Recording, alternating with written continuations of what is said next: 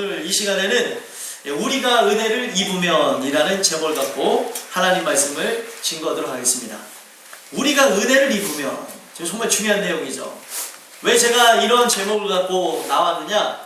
여러분들의 기초도 은혜고요, 여러분들의 과정도 은혜고요, 여러분들의 결과도 은혜로서만 됩니다. 그렇기 때문에 오늘 우리가 이 본문 내용을 읽었는데 은혜를 우리가 왜 받아야 되는가를 알 수 있는 그런 사건이거든요. 그 은혜가 여러분들한테 있을 때만이 우리가 그 하나님의 기쁨이 되어지고 우리는 그 온전한 뜻을 이룰 수 있기 때문에 우리가 은혜를 입으면 어떻게 되어지는가에 대해서 오늘 이 말씀을 통해서 우리는 봐야 된다는 것이에요.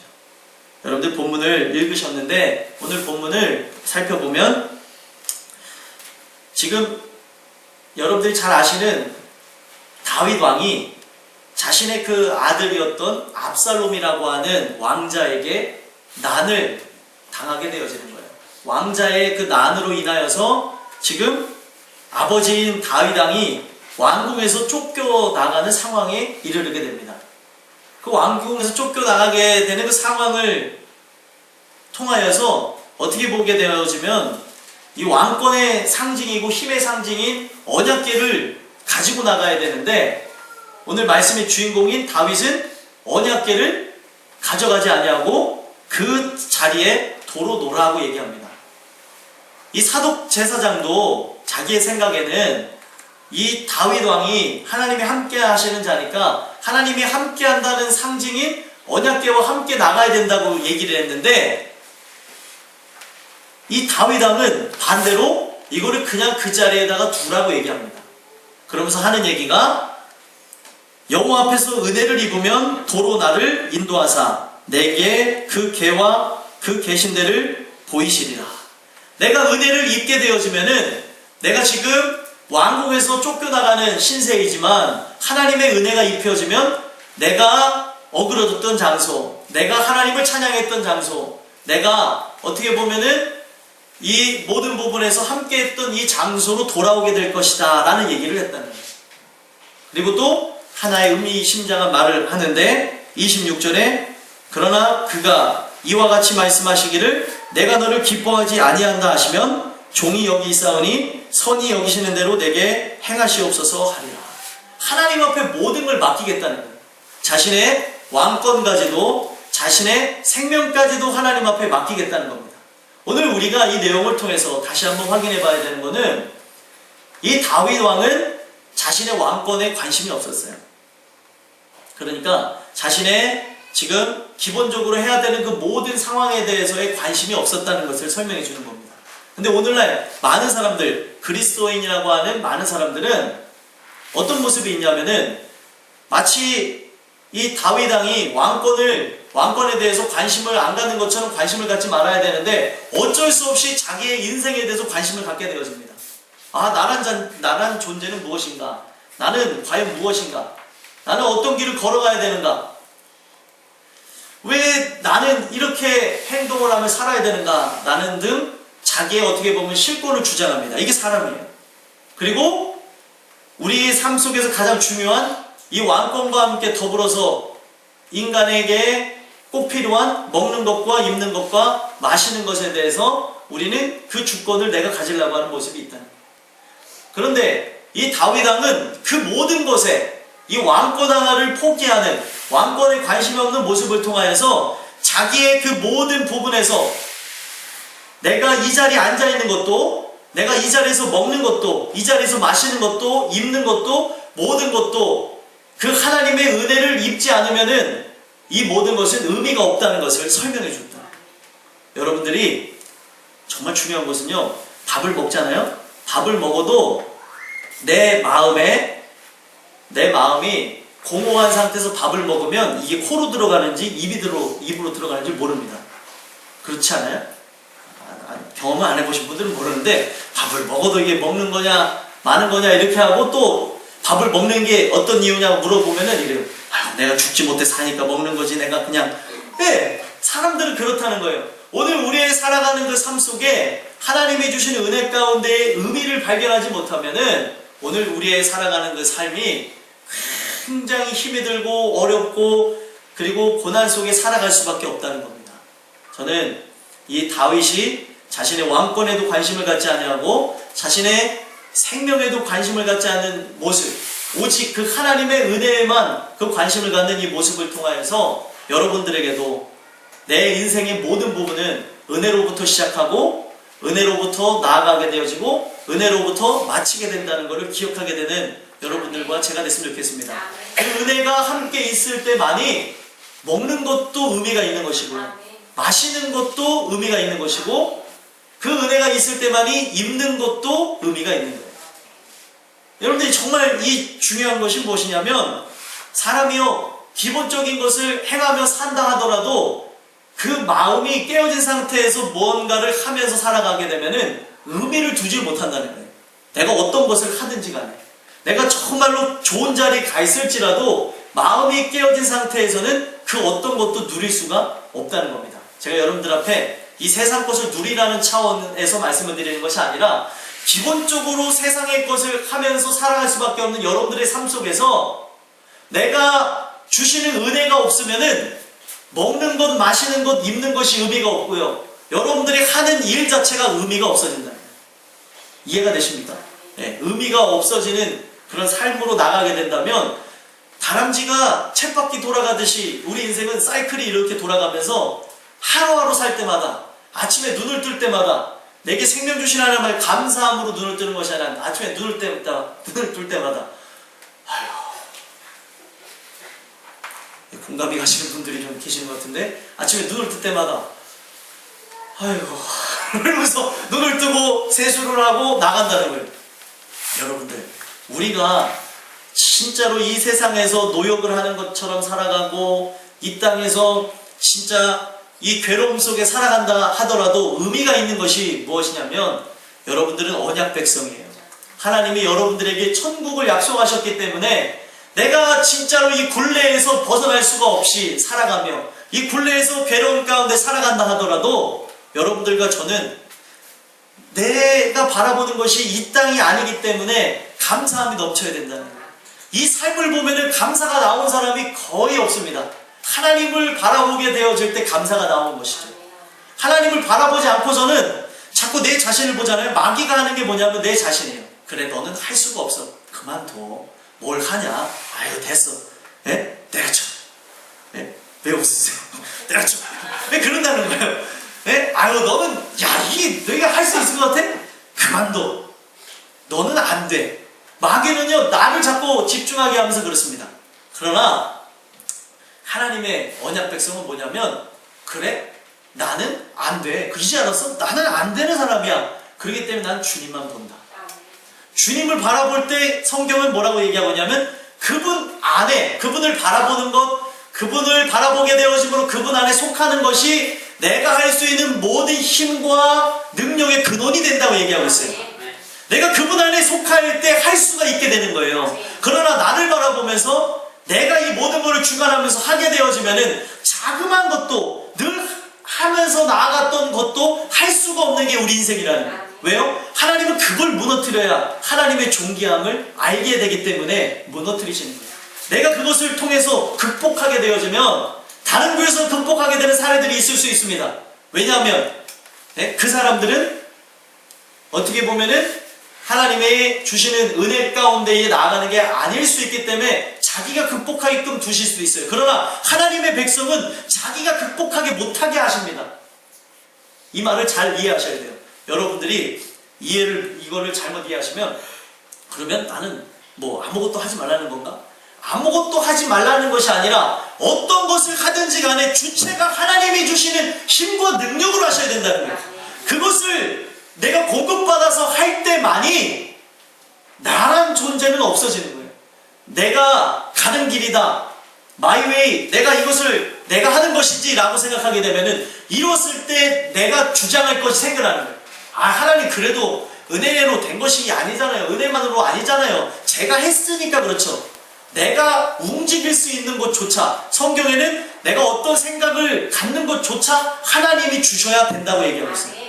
야, 이거 내가 미친 거 아닌가? 내가 어떻게 이런 생각을 가졌지? 라고 하는 그 부분도 하나님이 주셔야 된다는 거예요. 내가 의로워서? 아닙니다. 하나님이 그 생각을 부어준 거예요. 거기부터가 시작입니다. 오늘 우리가 이것을 깨닫지 못한다면은 자꾸 또 들어온 생각, 하나님이 준 생각을 내 힘으로 이루려다가 또다시 무너지게 된다는 거예요. 여러분들에게 하나님의 그 대의를 이루기 위해서 주신 생각이 각 사람에게, 각 가정에게, 각 직장에게, 그리고 각 사회 속의 일원 속에서 또 직분자로서 그걸 주셨다면은 내 힘으로 이루라고 주신 것이 아니에요. 하나님이 주시는 힘과 능력으로 해보라는 거예요. 너가 그동안은 이렇게 힘을 써가면서 했는데 안 됐지? 그러니까 사랑하는 딸아, 사랑하는 아들아, 너는 나를 의지하고 나아가봐라.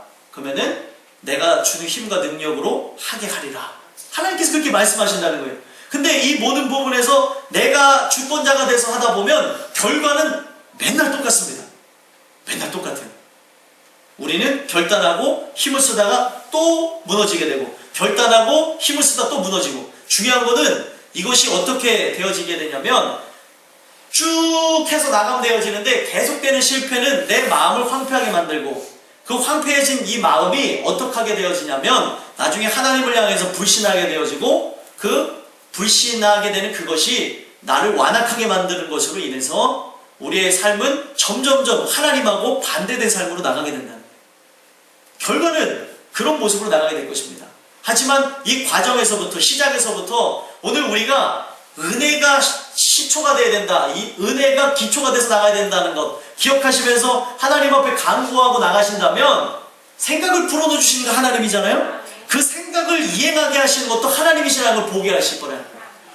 내가 내 마음에 소원을 두고 행하게 하시나니, 내 안에 그동안에는 아무 생각이 없었는데 말도 안 되는 생각이 들어왔어요. 이거는 사람에 따라 다르니까 하나님이 주시는 레마의 음성으로 들으시길 간절히 소망합니다.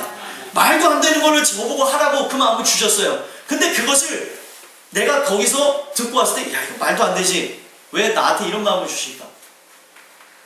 여러분, 성경에는 이 주시는 그 말씀을 통해서 우리가 나아가는 그 삶을 보면은요, 정반대의 삶을 살아가게 됩니다.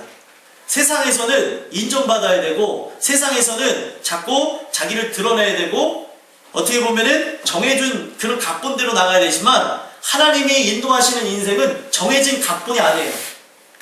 정말로 이 세상에서 말하는 막장 드라마보다도 더한 인생으로 극적으로 해서 하나님은 그 일을 행하시는 분이 하나님이시라는 거예요.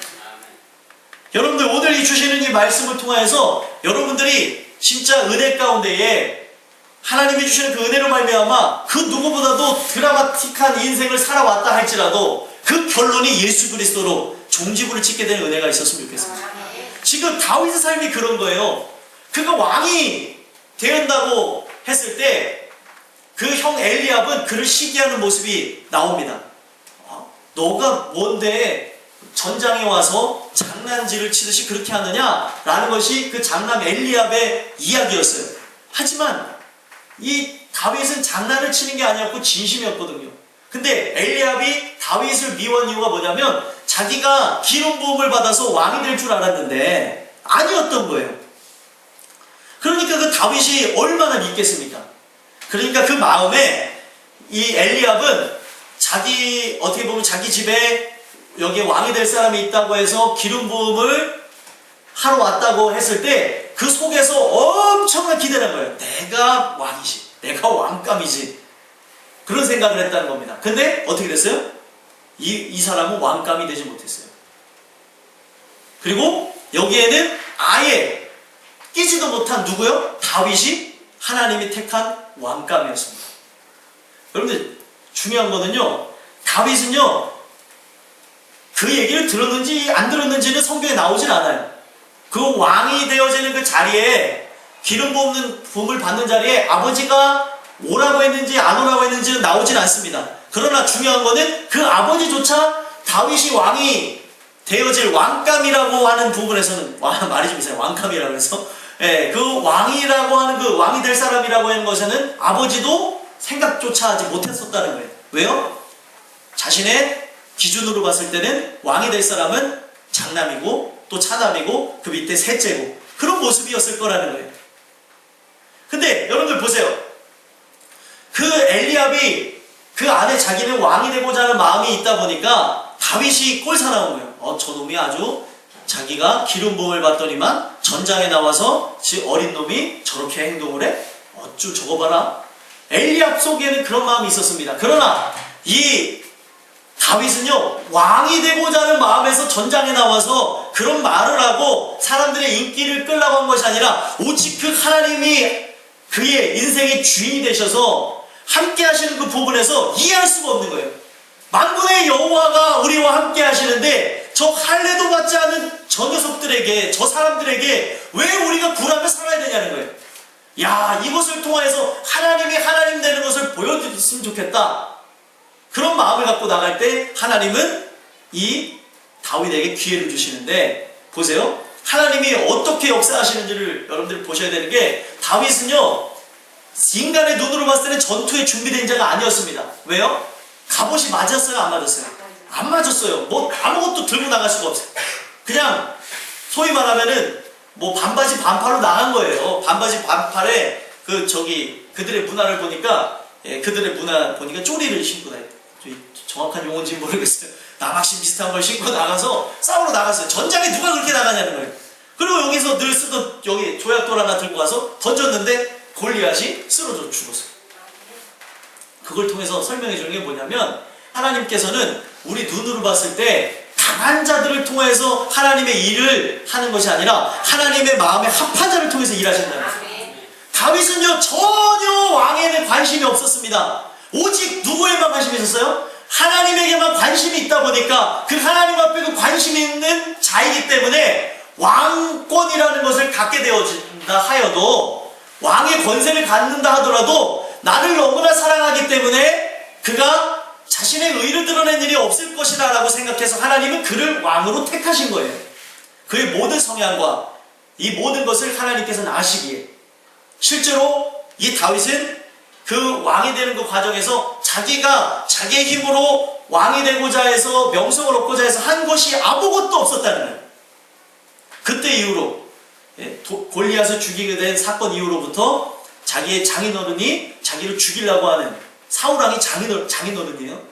그 장인어른이 자기를 죽이려고 하는 그 모습 가운데에 어떻게 보면 10년 동안 도피 생활을 하고, 그 도피 생활을 하면서 그 우여곡절 가운데에 나중에 자신의 장인어른은 죽게 되어지고, 그리고 이 사람들이 다윗을 그냥 처음에 인정한 게 아니에요. 조그맣게 그 유다 지파 내에서만 왕이 됐다가 나중에 이스라엘 전체의 왕으로 등극하게 되는 과정 속에서 보게 되어지면 하나님이 하나하나 고통 가운데 이 모든 것을 진행했다는 거예요.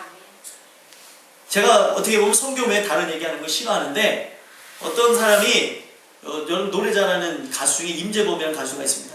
임재범 가수의 노래를 들으면서 이런 얘기를 했대요. 어떻게 그렇게 노래를 잘하시냐고. 그랬더니 비결이 뭐냐고, 어디서 그 영감을 받냐고 그랬더니, 그 영감은 어디서 받는다고 얘기했냐면, 내 영감은 고통 가운데 나옵니다. 이런 얘기를 하더라고요. 그 고통, 임재범 씨가 말한 그 고통은 뭐냐면 그리스도를 의미하면서 얘기하는 거였어요. 그리스도, 나의 모든 이야기의 근원, 노래의 근원은 그리스도를 사랑하는 그 마음에서부터 나옵니다. 그리스도에 대한 그런, 어떻게 보면은 생각하고 그의 죽으심으로부터 이 모든 것이 나옵니다 라는 고백을 고통 가운데 나온다는 것으로 딱 표현해서 끝냈어요. 지금도 콘서트를 진행하고 있는데, 거기서 사람들은 이해하지 못하는 언어로, 사람들이 이해하지 못하는 언어로 하나님을 찬양하고 있어요. 어떤 언어냐? 사랑이라는 단어로 딱 얘기해버리니까 이 사랑이 누구의 사랑인지를 모르는 거예요. 그러나 그가 간증색에서 얘기하는 것은 단 하나의 존재를 위한 그 사랑에서부터 시작된다고 하면서 그 노래를 하고 있는데, 그래서 그가 얘기하는 건 뭐냐면 자기는 대중 앞에 서는 게 아니라 하나님 앞에 서서 찬양한다고.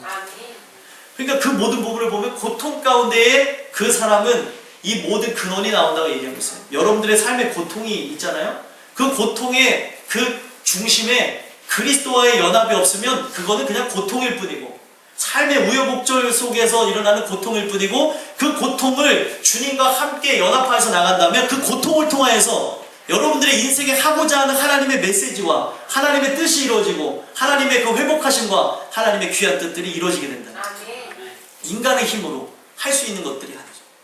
그 사람은 6년 동안 죽을 생각만 하고 살았대요. 그러다가 아내가 무심코 툭 하고 던져나간, 하라 그러면 안 하는 사람이래요. 툭 하고 던져나간 그 성경책을 열심히 읽다가 우울증을 극복했다고 그러고 그때 주님을 만났다는 얘기입니다. 여러분들, 오늘 우리의 인생 속에 삶의 그 고통은요, 어떤 것을 갖게 되어지냐면 내 인생 자체를 가둬버리게 돼요. 폐쇄적으로 만들게 되어지고, 또 공격적으로 만들어 버리게 되어지고, 또 사람들과의 그 대인적인 그런 만남에서 의도가 그것이 아닌데도 불구하고 내가 나를 가뒀기 때문에 그 하는 그 모든 말들서부터 행동에 이르기까지 이상하게 들려지기까지 합니다. 오늘 우리가 주시는 그 은혜를 왜 받아야 되냐면, 은혜를 받는다는 것은 내가 진정 나를 가둔 그 나만의 세상에서 사는 게 아니라 바깥의 세상으로 끄집어내서 나오는 것을 의미하는 거예요. 바깥의 세상에서 하나님을 찬양하면서 나가야 되는 것이 나만의 폐쇄 공간에서 나가는 게 아닙니다. 오늘 이 주시는 그 은혜를 통하여서 다윗의 모습을 봤으면 좋겠어요. 누구보다도 드라마틱한 그 삶을 살았습니다. 그리고 자기가 그 삶을 연명하는 과정 가운데서는 어떤 것이 있냐면, 무엇이 있냐면, 우리 상엽이가 저한테 사인을 하고 왔어요. 뒤에서. 저기 창문이 열렸었는데, 저기서 사인을 하고 갔습니다. 그 제 가장 중요한 부분이 뭐냐면, 우리의 그 인생 속에 다윗을 통해서 보게 되어지면 다윗이 자신의 삶을 연명하는 부분에서 미친 척 하면서까지 살아야 될 때가 있었다는 거예요. 야, 저 사람 미친 거 아니야? 어떻게 저렇게까지 행동하며 살아가냐? 오늘 이 다윗의 모습을 통하여서 우리에게 주시는 말씀이 뭐냐면, 여러분들에게 미친 척 하면서도 살시라는 거예요. 아멘들이 안 나와요. 왜? 여기서 내가 왜 아멘을 해야 돼? 여러분들, 하나님의 은혜가 여러분들 안에 이 말을 통하여서 깊이 들어가게 될 줄 믿습니다. 아멘. 지금 왜 아멘이 안 나오죠? 왜 내가 그렇게까지 살아야 되는가? 이유는 딱 한 가지예요. 단 하나의 사랑, 단 하나의 존재, 우리 하나님 때문입니다. 내가 그렇게 하면서 살아야 되는 이유는 그분 때문이에요. 그분이 누구보다도 나를 사랑하셔서 십자가의 고통을 다 이기셨기 때문에 내 삶에 지금 일어나는 모든 것이 고통이고 눈물이고 괴로운 일지라도 오늘 이 말씀을 통해서 우리가 이것을 이겨내야 되는 것은 그분 때문이라. 그분의 그 사랑을 받았기 때문에. 이건 내게 지금 일어난 이 고통이, 내게 일어난 이 상황이, 야, 이것이 나만이 갖게 되는 십자가가 아닌가라는 생각을 갖지만, 이 모든 것은요, 나만이 갖는 십자가가 아니고 모든 이에게 주신 십자가입니다. 근데 이 십자가를 지게 되는 것은 내가 지는 것이 아니라 주님과 함께 짊어질 때만이 이 십자가가 유효한 거예요. 내가 짊어지게 되면 좀 지나다가 내려놓는 게 이 십자가입니다. 여러분, 그 모든 것이 어떻게 작용하는지는 정확하게 몰라요. 지금도 제가 이렇게 여러분들한테 말씀을 드리지만 사경을 헤매면서 들으시는 분들도 있겠지만, 오늘 이 말씀을 통해서 함께 들으셔야 되는 것은, 오늘 하나님께서 역사하시는 그 과정 가운데에 여러분들에게 주시는 그 모든 부분들, 한 사람을 세우시고 한 사람을 구원하시고 한 사람을 통해서 영광 받으시는 그 매체가 다 다르다는 거예요. 다윗은 하나님의 은혜 가운데에 그 길을 걸어서 어떻게 보면 왕의 롤 모델이 되어져야 되기 때문에 미친 척 하면서까지도 그 길을 걸어가게 하셨습니다. 그래서 다윗이 결국에는 왕으로 등극하게 되어지고, 다음 주에 설교하게 될 여로보암이라는 왕이 있습니다. 이 여로보암도 그 인생 가운데에 자기는 더욱 노력하면서 잘해보려고 했지만 하나님은 그를 악한 왕이라고 이렇게 치부하시고 그를 정죄하시면서 주신 내용이 뭐냐면, 결국에는 이 다윗 왕이 그렇게까지 견뎌야 되는 건 뭐냐면, 하나님은 올바른 왕의 모델을 다윗으로 정하셨어요. 그래서 나중에 보게 되면 성경에 모든 왕이 다윗의 길로 행해야 된다라는 것을 얘기하고 있고요. 악한 길로 나가는 사람은 누구의 길이라고 얘기하냐면 여로보암의 죄로 인하여, 여로보암의 길로 인하여, 이렇게 얘기하고 있습니다. 오늘 우리가 이 내용을 통해서 봐야 되는 것은, 여러분들의 인생이 너무나 드라마틱하더라도 하나님이 지금 여러분들 요구하시는 게 뭐냐면 하나의 모델을 제시하는 거예요. 사랑하는 아들아, 딸아, 너가 이 모든 것을 은혜 가운데 극복하여서 세상의 많은 어려움들 갖고 있는 사람들, 지금 희망이 없는 그들에게 모델이 되라는 거예요. 그러면 그 모델이 되어지는 과정 가운데서 그냥 되어지냐? 때로는 내 모든 자존심을 내려놓는 과정, 미친 척 하면서까지 살아야 될 정도로 이 모든 것이 내 은혜 가운데 진행이 되어야 된다는 거예요. 이 과정을 지나야 결국에 왕이 되는 것이고, 이 과정을 지나야 왕이 되는 것을 통하여서 하나님의 정확한 모델을 제시한다는 거예요. 여러분들, 세상에 하나님이 원하시는 왕이 되는 것은요, 하나님의 통치로 인해서 되어지는데, 그 통치로 인하여서 되어지는 그 왕들이 자기의 힘으로 되어진 것이 아무것도 없었다는 거예요. 다윗은 그 왕들의 모델이 됐습니다. 남왕국뿐만 아니라 나중에 갈라져서 나가는 북왕국에서도 모델이 다윗이었어요. 그렇기 때문에 그의 인생에 고난이 더 많았을 수도 있습니다.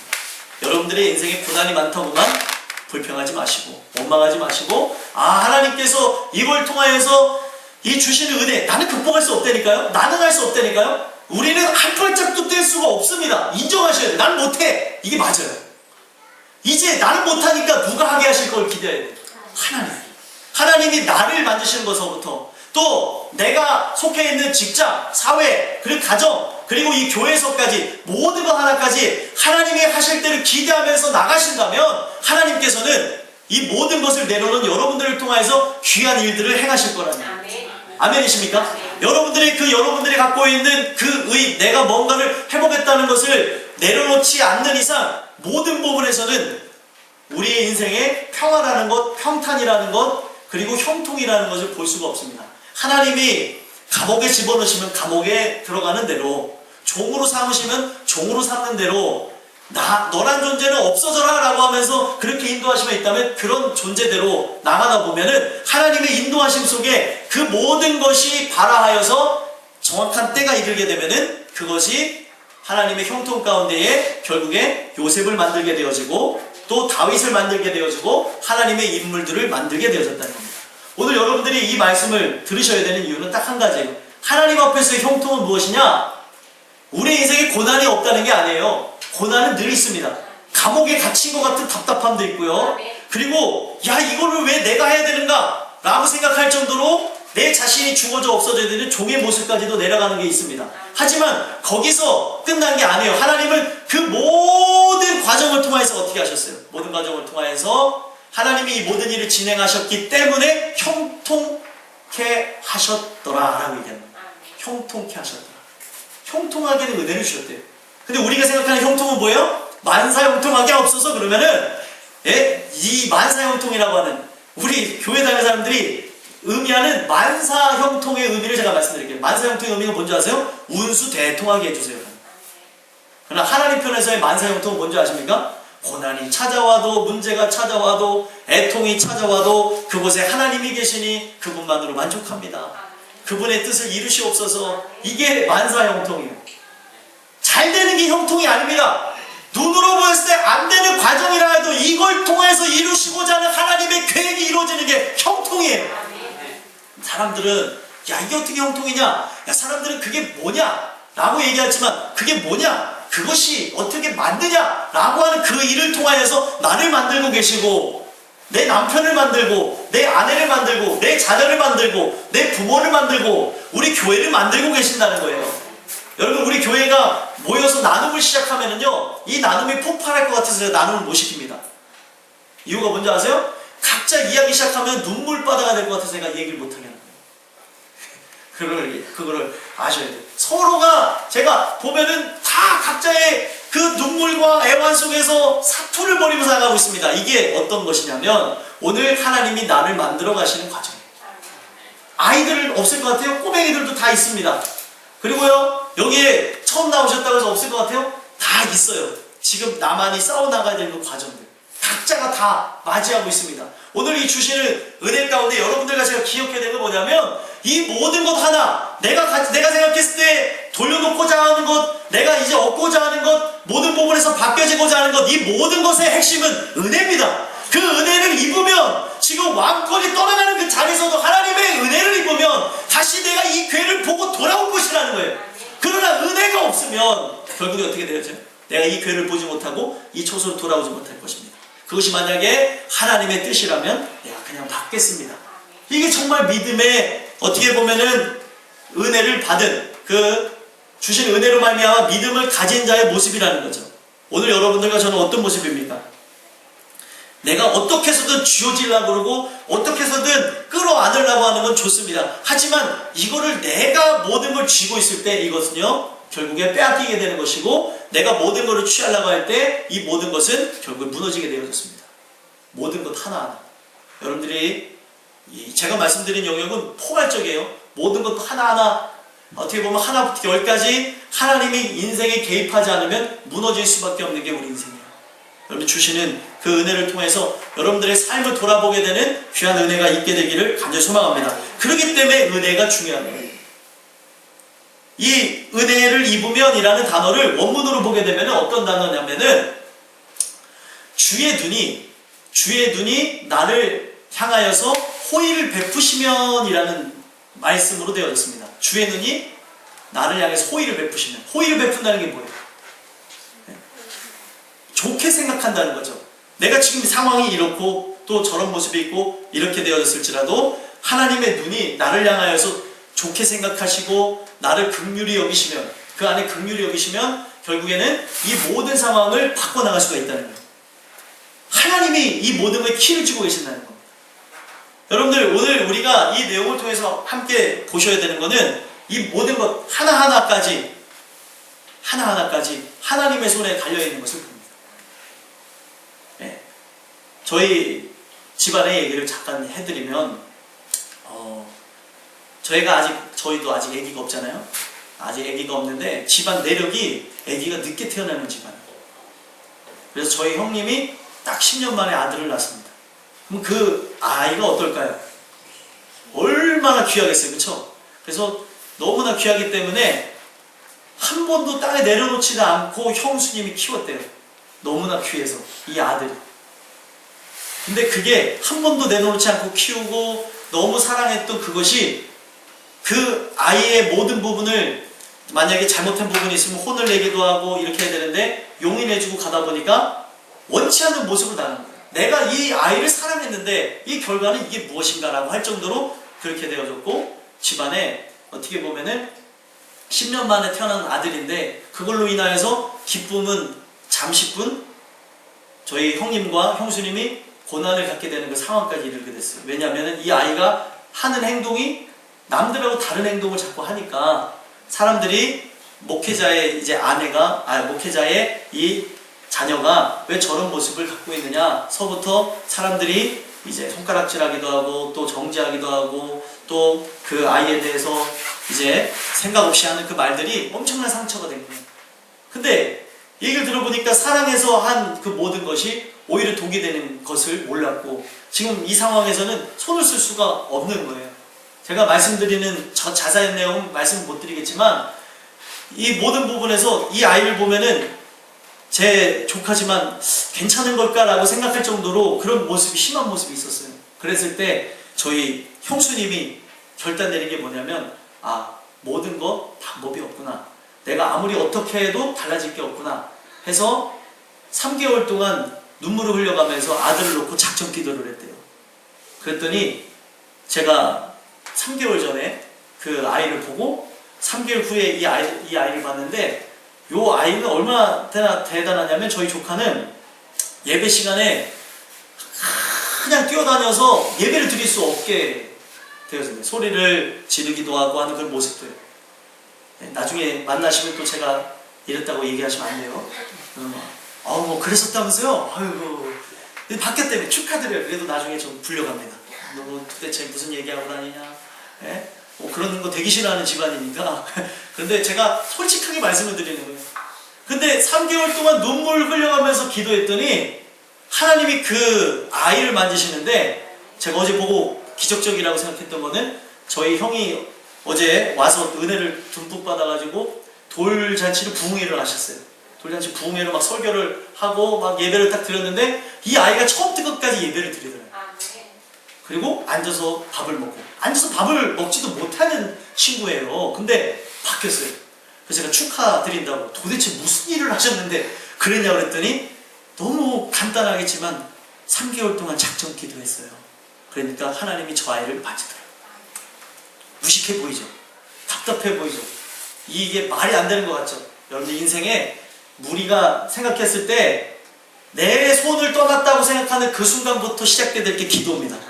내 손을 떠나지 않았을 때는 이 기도는 자꾸 내가 기도하면서도 나를 의지하고 나가면서 자꾸 반복하며 나갑니다. 근데 내 손을 떠났다고 하는 그 순간부터 여러분들이 기도를 시작해서 간구하며 나가면 하나님이 진짜 일하시는 것을 봅니다.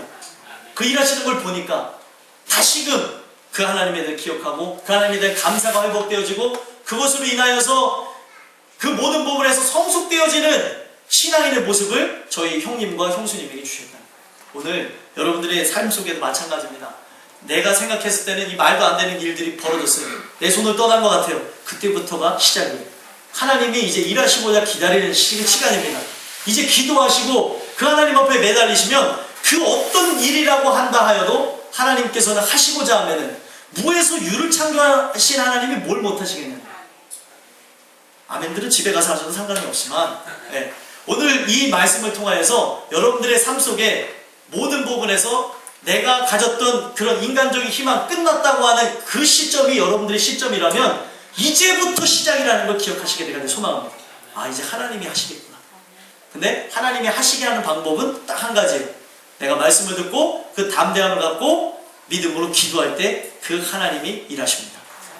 아무것도 두려워하지 말고 모든 일에 기도와 간구로 너의 구할 것을 구하라. 그러면 뭐든지 가기 때는 하나님의 평강이 너에게 그것을 이제 행할 것이다 라고 얘기하고 계시잖아요. 이해가 되시죠? 오늘 이 말씀을 통해서도 마찬가지예요. 다윗은 그걸 믿은 거예요. 하나님의 은혜만이 이 모든 자리를 돌려놓게 하신다. 여러분들 오늘 이 말씀을 들으면서 기억해야 되는 건 뭐냐면 왜 우리에게 말씀이 중요한지 아십니까? 요거는 좀 이제 조시는 분들 괜찮고요. 죽으셨던 분들은 눈을 떠서 들어주세요. 이걸 이제 들어야 돼요. 뭐가 앞의 내용도 다 들어야 되는 내용이지만 왜 제가 이걸 다시 강조하냐면 우리의 살아가는 그 삶 속에 중요한 게 뭐냐면은 말씀이 왜 필요하냐? 말씀이라고 하는 거는 내 안에 자꾸 기준을 세워주는 거예요. 내 인생의 기준이 아니라 나의 그냥 가치관을 갖다가 세우는 기준이 아니라 말씀이 자꾸 들어오게 되면은 하나님의 기준, 하나님의 가치관이 들어오게 됩니다. 그렇게 되어지면은 우리 사람이 하는 게 무엇이냐면 상황, 환경, 형편, 처지 이 네 가지 늘 제가 이 네 가지 아니죠? 이 네 가지를 제가 늘 강조하잖아요. 이 강조하는 이 부분을 여러분 기억하셔야 되는 게 뭐냐면 상황, 환경, 형편 이 처지의 상황 속에서 말씀이 기준이 되어지고 말씀이 채워지게 되면은 우리는 임프레션이 일어나게 된다는 거예요. 인상이라고 합니다. 제가 그냥 얘기하는 게 아니고 말씀을 갖고 묵상을 하는데 저는 영어를 잘하는 사람이 아니에요. 영어 단어를 이걸 기억도 못하는 것을 기억나게 하시더라고요. 임프레션. 이게 뭔가 설교 준비하다 말고 인터넷에 찾아봤어요. 임프레션이 뭐야? 그랬더니 인상이라고 하는 거예요. 인상이 뭐지? 인상에 대해서 찾아봤습니다. 인상이 뭐냐면 도장인자에 맺혀질 상이에요. 그러니까 도장을 찍으면 그 모양이 드러나는 것처럼 상황, 환경, 형편, 처지에 따라서 사람은 딱 이제 보게 되어지면은 직관을 갖고 생각하는 게 있어요. 그래서 우리가 이런 얘기 하잖아요. 저 사람 인상 참 좋네. 그거는 자기 기준이에요. 내 기준에 저 사람이 좋아 보이면 인상이 아무리 소위 말하면 세상 말로 약간 좀 이게 말해도 되는지 모르겠어요. 더러우셔도 인상이 더러워도 내가 그 사람의 호의를 갖고 있는 마음을 갖고 있다면 내 스타일로 그 사람을 본다면 스타일이 딱 나랑 맞는 사람이면 인상이 아무리 이렇게 일그러진 사람이라도 인상 좋아 이런 얘기를 한다는 거예요. 여러분들 어때요? 제 인상이? 이거 억지로 얘기하실 필요 없고요. 인상을 좋게 생각한다는 거예요. 누구를 향해서도. 근데 중요한 게 그 인상을 남에 대한 인상을 딱 파악할 때 그거는 또 다른 인상이에요. 그 인상은 사람의 얼굴 형태가 좋다는 그런 한문의 뜻이지만 인상이라고 하는 것은 외부적인 그런 것에 의해서 외부적으로 들어오는 상황, 환경, 형편, 처지에 의해서 갖게 되는 감정, 갖게 되어지는 직관, 갖게 되는 그 소견들을 의미하는 거예요. 그게 인상입니다. 근데 여러분들 모든 부분에서 내가 살아온 그 배경이 바탕에 되어져서 인상을 갖게 되어지잖아요. 그러면 어떻게 될까요? 예를 들어서 맨날 고통 속에서 살았던 사람들이 어떤 일을 딱 당하게 되면은 아이고 이번에도 또 이 일이 찾아왔어. 아이고 내 팔자야 이럽니다. 예? 내가 예수를 믿지 않았을 때를 가정해 드리는 거예요. 예수를 믿지 않고 고통이 많은 집안에서 고난이 많은 집안에서 그냥 자라나게 되면은 고난이 찾아오면은 아이고 또 나한테는 또 뭔 마가 꼈는지 이런 게 찾아오나 이럴 수가 있다는 거예요. 상황에 의해서. 그러나 내 안의 기준이 예수 그리스도가 되잖아요. 그러면은 고난이 찾아오면은 이 고난은 우리 찬양 중에도 고백하잖아요. 고난의 뒤편에 있는 가사가 틀렸어요. 주님이 주신 축복. 네, 주님이 주신 축복 미리 보면서 감사하세요. 아, 고난이 찾아온 거는 야, 하나님이 일하시기 위함이구나, 하나님이 역사하시기 위함이구나 라는 걸 알 수 있다는 거예요. 어떻게 해서요? 하나님의 말씀이 기준이 됐기 때문에. 아멘이세요? 네. 아, 왜 나 또 왜 이러지? 앞에 있으니까 쳐다보고 얘기하는 거예요. 부담 갖지 마시고. 아, 왜 나는 또 왜 이러는 거야? 왜 나한테 왜 이런 마음이 왜 오지? 여러분, 사람은 이렇게 할 때 대부분의 사람은 아휴, 그냥 그래, 나한테 왜 또 이런 감정이 들고 이런 생각이 들고 왜 이런 일이 터질까? 아휴, 그냥 죽어야지. 이게 인간적인 사람입니다. 그러나 말씀이 기준된 사람은 왜 나한테 이런 일이 생겼지? 처음에는 속상하고 괴로운 게 맞습니다. 하지만 이 모든 걸 통해서 시편 기자들이 순례자들이잖아요. 제가 말씀드렸잖아요. 순례자들도 똑같은 인간으로서 딱 그 어떤 일을 당했을 때에 당황함이 있고 그리고 고통이 있고 애통이 있습니다. 그러나 푸는 방법이 그리스도인이라면 달라야 된다는 거예요. 아멘. 내가 진짜 내 기준으로서 나갈 것이 아니라 하나님의 말씀이 기준된다면 이것은 나를 통하여서 하나님이 이루시고자 하는 하나님의 귀한 축복이구나, 축복의 사인이구나, 이걸 보셔야 된다는 거예요. 아멘. 아멘을 못 하시겠지만 아멘 하셔야 되는 게 우리의 삶입니다. 야, 하나님 어떻게 이렇게 하십니까? 그걸 통해서 일하시는 분이 하나님. 야, 그게 너한테는 좁은 문이고, 야, 그게 너한테는 십자가야. 할 만한 것을 하면 어떻게 될까? 할 수 있는 것을 통해서 하게 되면은 어떨까요? 예? 우리 집사님, 권사님들, 할 수 있는 것으로 해서 내가 했어요. 그럼 어떻게 돼요? 여러분들 얘기하시면 돼요. 어떻게 할 것 같아요? 내가 할 수 있는 걸 했어요. 그럼 어떻게 돼요? 예, 그렇죠. 감사합니다, 우리 권사님. 그래요. 내가 할 수 있는 거라면, 내가, 작은 거 하나라도. 예? 제가 그랬어요. 제 아내한테도 이렇게 하면서 저는 거의 다 잘하는 일이 없어요. 그러다가 뭐 하나 딱 하면, 내가 이거 했다고. 그러면은, 아이고, 어쩌다가 하나 한 거 가지고 뭘 그렇게 하냐고. 저보다도 못도 잘 받고, 저보다 운전도 잘해요. 와, 제가 참 일화를 설명해 드렸잖아요. 마티즈 타고 다니는 시절에 저희 옆에서 타고 가는데 개척훈련학교를 다녔었어요. 그래가지고 이 지방에서 가능성 있는 교회들을 뽑아서 한다고 할 때 저는 항상 부족하니까 제 아내와 대동해서 갑니다. 어떨 때 보면은 글씨도 제 이름도 잘 못 써가지고 어떤 분이 저한테 그러더라고요. 혹시 그 장애가 있으신가요? 보기 멀쩡하게 생겼는데 그런 얘기를 자꾸 들어요. 그랬고 저 장애가 있는 게 아니고요. 글씨를 잘 못 써도 제 아내가 써주는 거라고 해서 또 글씨도 써주고 부족하니까 따라다녀서 이렇게 같이 듣고 했는데 사람들이 유심히 본 사람들이 이제 얘기를 하는 거예요. 항상 오고 갈 때 사모님이 운전을 하고 있더래요. 그래서 처음에는 욕했대요. 저 쌍놈 새끼는 맨날 저 사모를 부려먹고 저렇게 하고 다니나 하고 왔더니 옆에 자세하게 보니까 옆에 타 있는 남자가 약간 부족해 보이더라고요. 약간 좀 떨어져 보이고 뭔가 문제가 있나 보다 저 사람이. 실제로 얘기하는 거예요. 그래서 나중에 조심스럽게 어떤 목사님한테 물어보더래요. 근데 제가 궁금해서 그러는데 왜 사모님 운전하세요? 네? 혹시 목사님 어디 불편하신 데 있으세요? 뭐 어디 결격사유가 있나요? 제가 웃으면서 제가요? 좀 부족해서요. 모자라서 그랬더니 그걸 진심으로 받아들여요. 그렇구나. 그래서 그냥 뭐 그렇게 보이던 말도 우리는 이제 아는 사람이었는데 그렇게까지 비춰주더라니까요. 그래서 저는 그래요. 그래서 그런 모습 가운데서 있다가도 뭘 하나 잘하면은 막 제가 티를 내요. 내가 이거 하나 했잖아 그러면은 이거 뭐 10가지 중에 하나 잘했다고 해서 뭘 그걸 얘기하고 하냐고. 제가 그걸 통해서도 제가 말씀드리는 게 사람은 그렇다는 거예요. 사람은 다 똑같아요. 내가 이것에 재능을 보이는 분야들이 있을 수 있습니다. 근데 성경은 그 재능도 누가 주셨대요? 하나님이 줬는데도 불구하고 또 칭찬을 받고 싶고 우쭐하고 싶고 교만하고 싶은 게 우리 인간의 기본적인 성향이에요. 육체를 입고 있으니까 우리는 이러고 싶은 마음이 있는데 하나님은 그것조차 깨부수시는 분이 하나님이라는 거예요. 내가 그렇게 해서 하게 되면은 얼마나 교만하겠냐는 거예요. 내가 말이야 이랬는데 내가 했어. 여러분 잘 들어보세요. 이 말하는 가운데 내가 들어가는 사람들은 아주 위험한 사람입니다. 그게 바로 저일 수도 있고요. 여러분들일 수도 있어요. 근데 하나님은 어떤 분이시냐? 나를 바닥까지 쳐서 나는 포기하게 만들고 아무것도 할 수 없다고 하는 그때부터 나를 바라보면서 한 걸음 한 걸음 뛰라고 하시는 분이 하나님이세요. 정말 신기한 거는요. 갓난 아이를 갖고 시험했는데 이 갓난아이가 기어오는 과정에서, 제가 저번에도 한번 예하고 말씀드린 것 같은데, 갓난아이 기어오는 과정에서 유리관을 딱 했는데 밑에는 낭떠러지 모양이 돼 있는 거예요. 그랬더니 아기가 자기가 인지를 하는 거잖아요. 낭떠러지 모양이니까. 물론 유리가 있어서 위험하지는 않지만 자기가 봤을 때 지금 눈으로 보이는 게 뭐예요? 아기의 인지 능력으로는 낭떠러지를 보이는 거예요. 그래서 멈춰서 안 오더라고요. 그런데 어떻게 해서 그 아이가 건너가냐? 일로 와. 여기 엄마가 있어. 괜찮아. 엄마가 있으니까 일로 와 했더니 그 아이가 낭떠러지인데도 불구하고 걸어가더라고요. 이게 바로 우리의 삶입니다. 우리는 할 수 없어요. 근데 그 할 수가 없는 그 부분에서 이게 허상일 수가 있어요. 여러분들, 낭떠러지가 아닌, 낭떠러지 위에 유리관이 이렇게 쓰여져 있는 일지라도 내가 하는 인지 능력으로는 나는 못 가는 거예요.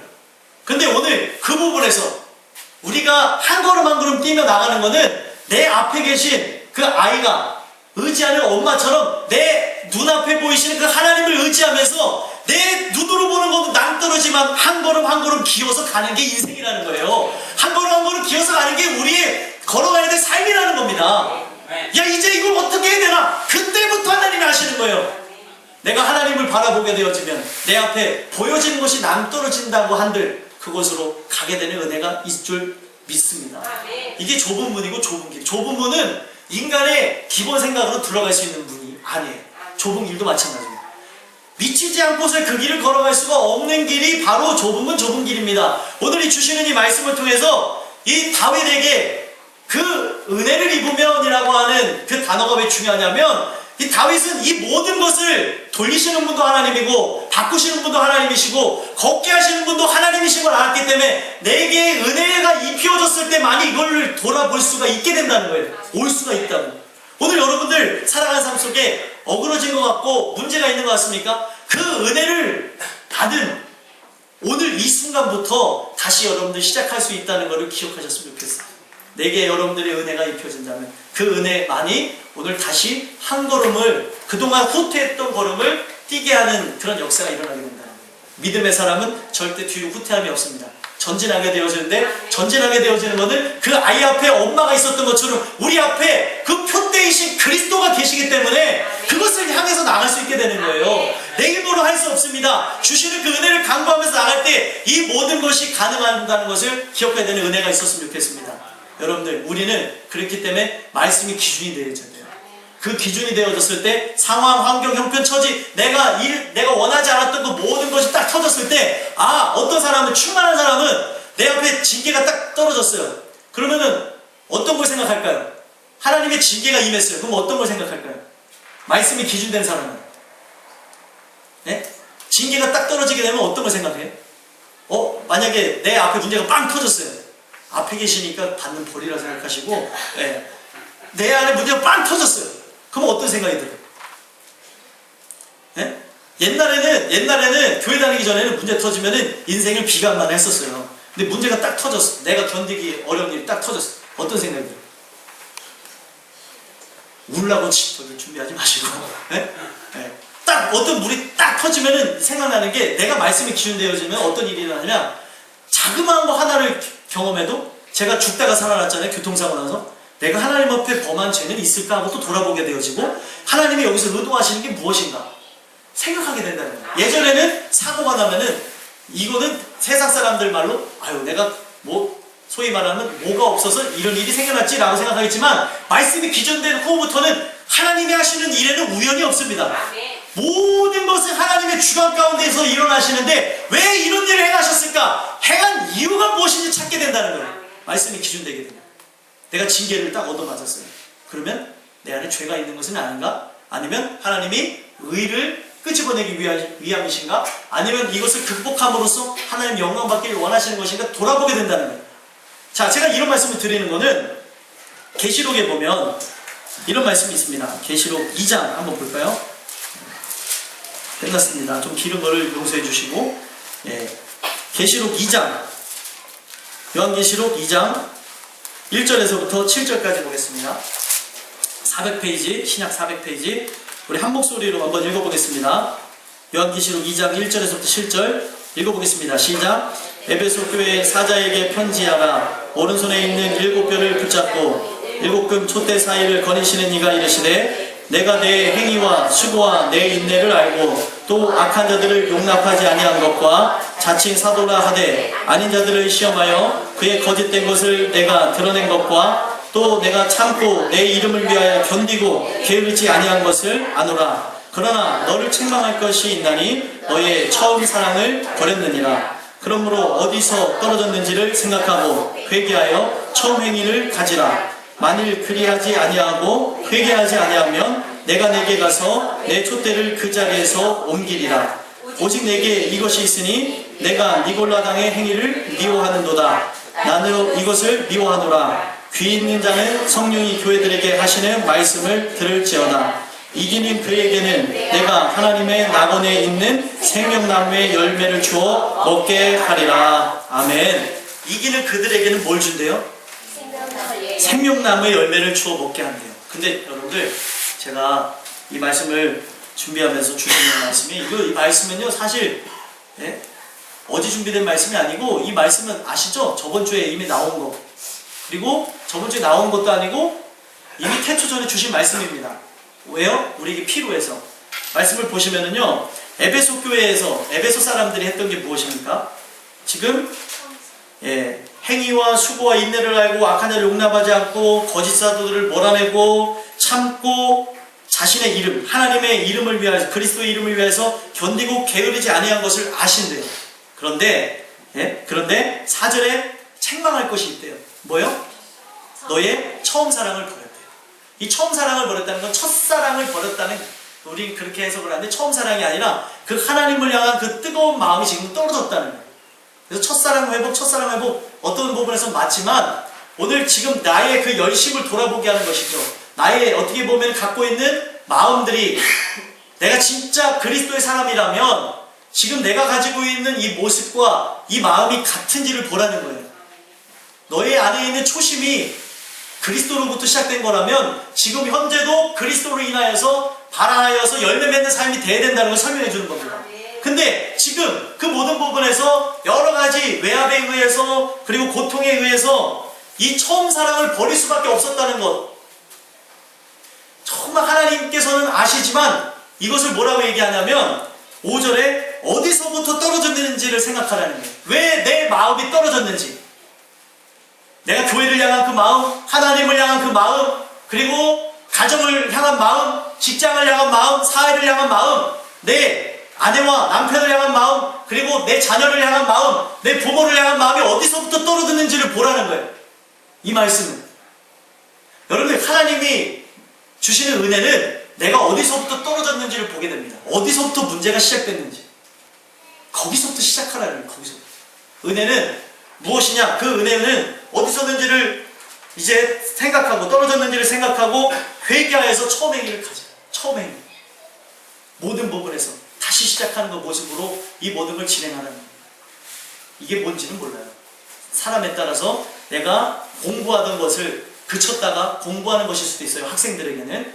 그리고 내가 어떤 것을 개발하는 것이 될 수도 있고, 또 이것이 관계가 될 수도 있고, 또 우리 모든 부분을 다루고 있는 부분입니다. 여러분들이 어디서부터 이것이 떨어졌는지 생각해보라는 거예요. 하나님의 말씀은 뭐냐? 내가 일어난 일, 딱 그걸 통하여서 임프레션, 인상을 받기 원하는데, 지금 세상적인 인상, 내가 가져나온 그런 배경 지식과 그런 여러 가지 자라난 것으로 인해서 잘못된 논리로 판단하는 게 아니라 말씀의 기준에 의해서 이 일을 왜 주셨는가를 보고, 왜 내가 지금 여기에 머물러 있는지를 보고 다시금 시작하라는 거예요. 근데 우리 인간이 이 스스로를 할 수가 없기 때문에 주시는 은혜로 인하여서 나가라는 겁니다. 근데 저는 무서운 게 뭐냐면, 내가 이것을 하지 아니할 시에는 내 촛대를 그 자리에서 옮기십니다. 하고 안 하고는 내가 지금 어떤 문제를 갖고 있는 거냐면, 사명과 사명을 불이행하냐, 사명 감당과 사명 불이행으로 이걸 설명할 수 있다는 거예요.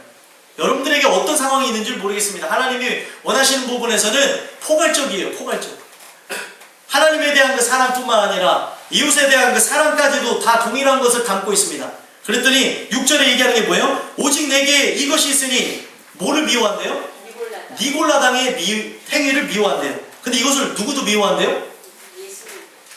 우리 예수님도 미워한다고 얘기하고 있습니다.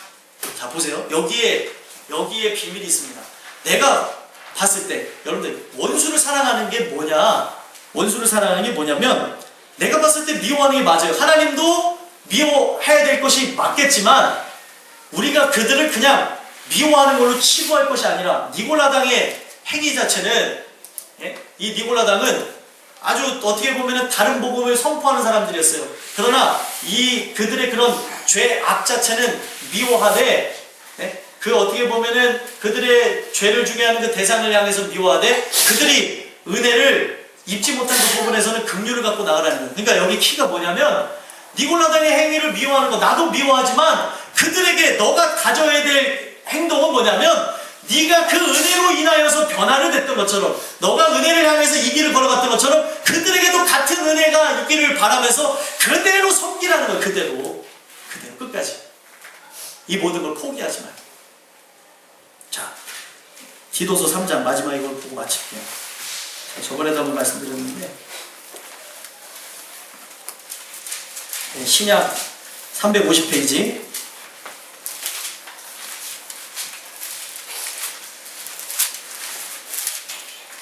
신약 350페이지 디도서 3장 2절에서부터 8절까지 자, 한번 읽어보겠습니다. 디도서 3장 2절에서부터 8절 신약 350페이지 읽겠습니다. 시작. 아무도 비방하지 말며 다투지 말며 관용하며 범사의 온유함을 모든 사람에게 나타낼 것을 기억하게 하라.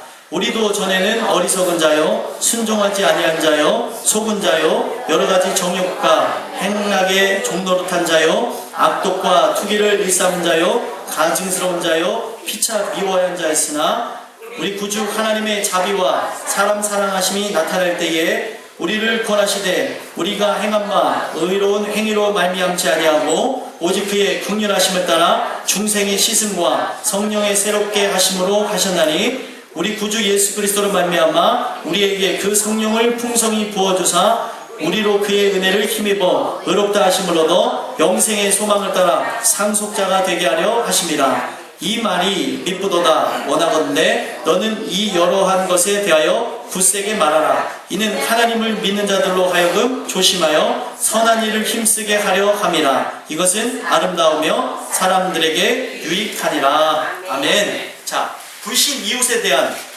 성도의 태도에 대한 지침입니다. 불신 이웃은 가깝게는 여러분의 아버님이 될 수도 있고 어머님이 될 수도 있고 부모가 될 수도 있고 그리고 내 남편이 될 수도 있고 아내가 될 수도 있고 우리 또 사랑하는 땅끝 식구 교우들이 될 수도 있고 여러 모습입니다. 그죠? 직장 상사가 되기도 하고 친구가 되기도 하고. 근데 그들을 어떻게 하래요? 비방하지 말고 다투지 말고 관용하며 범사의 온유함으로 모든 사람이 나타날 것을 기억하게 하라. 이유가 뭐래요? 3절에 나옵니다. 3절 다시 한번 읽어보겠습니다. 읽겠습니다. 시작. 우리도 전에는 어리석은 자요 순종하지 아니한 자요 속은 자요 여러가지 정욕과 행악의 정도를 탄 자요 악독과 투기를 일삼은 자요 가증스러운 자요 피차 미워하는 자였으나. 아멘. 자, 우리는 어땠대요 전에? 어리석은 자고 순종하지 아니하고 속은 자고 정욕과 행악의 종로로 다른 자라는. 그러면 여러분들 우리가 불가능하지만 개구리가 올챙이 쪽을 생각할 수가 없어요. 하지만 우리는 은혜가 입혀지게 되면은 옛죄를 깨끗하게 하신 일을 기억하게 됩니다. 내 옛죄가 얼마나 더러웠던지를 늘 기억하게 됩니다. 그러면은 여러분들의 옛날의 모습을 기억하시면 돼요. 나는 어떤 사람이야.